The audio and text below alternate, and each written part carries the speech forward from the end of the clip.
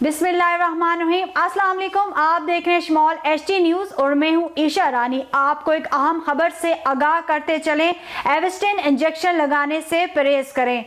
ज़राए के मुताबिक एविस्टिन इंजेक्शन लगाने से मुकम्मल तौर पर बीनाई चली जाती है। चौधरी मंजूर ने बताया कि 2011 में ये इंजेक्शन अमेरिका में बैन हो चुका है और हमारे मुल्क में किसी ने इस पर पाबंदी नहीं लगाई। लाहौर ड्रग अथॉरिटी ने इंजेक्शन बनाने वाली कंपनी के गोदाम पर छापा मारा और सारा स्टॉक कब्जे में ले लिया।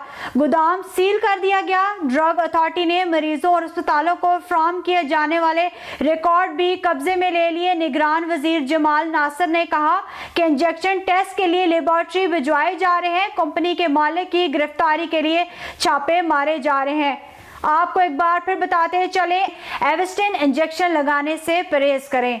ज़राए के मुताबिक एविस्टिन इंजेक्शन लगाने से मुकम्मल तौर पर बीनाई चली जाती है। चौधरी मंजूर ने बताया कि 2011 में ये इंजेक्शन अमेरिका में बैन हो चुका है और हमारे मुल्क में किसी ने इस पर पाबंदी नहीं लगाई। लाहौर ड्रग अथॉरिटी ने इंजेक्शन बनाने वाली कंपनी के गोदाम पर छापा मारा और सारा स्टॉक कब्जे में ले लिया।